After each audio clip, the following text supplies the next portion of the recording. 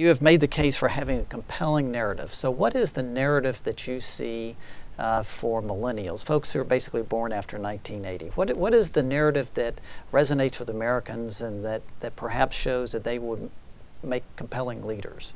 What I find most compelling about millennials and encouraging is that they are entrepreneurial. They're generally smart in ways. I mean, they have tools to.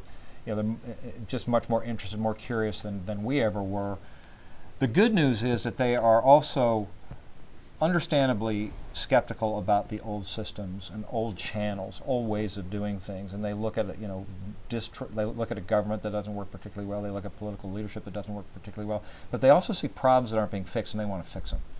But they've got different and new ideas about how to do it. So I see a lot of millennials, rather than going into the traditional routes of going to work in Washington. They're going to California. They're going to Austin, Texas. They're becoming entrepreneurs and running NGOs. So there are all these cracks in the system, and I see millennials as kind of like the water that's filling those cracks through new means and new channels and new ideas. Right. And to me, that's very exciting. So they still have to win people over, and so the next presidential election cycle or two, my hunch is we're going to see a millennial being a nominee. So what is it that would resonate with Americans from their experiences? Is it something as simple as their ease with technology or service orientation?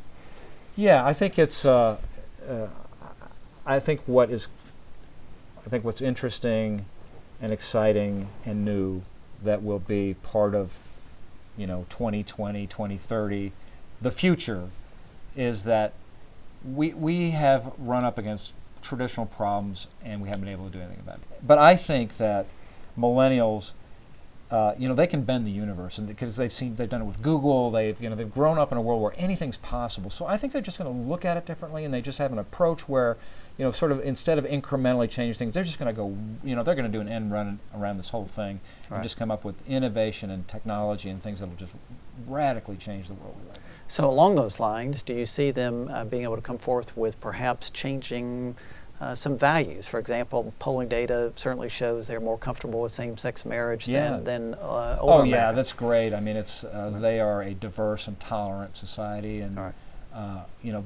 that's going to push up against this whole immigration debate, I think, that we're dealing with, and transform it. Maybe get that pendulum swinging the other way, because they're just. When we talk about issues like marriage equality, they're like, "What are you talking about? I mean, why is this even an issue?" Right.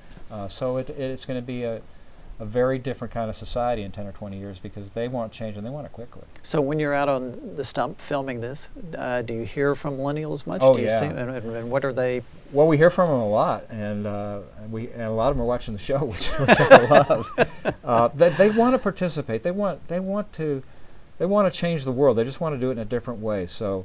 But they're showing up. I mean, they're showing up, and they're interested, and they know that they've got a big stake in this. They're not apathetic. All right.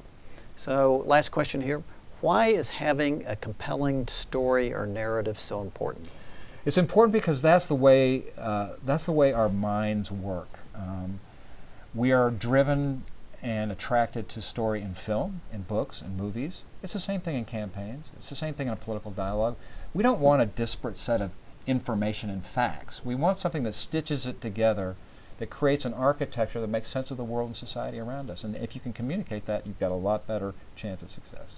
Mark McKinnon, thank you very much for being on The My pleasure. Catalyst. Thanks for having me.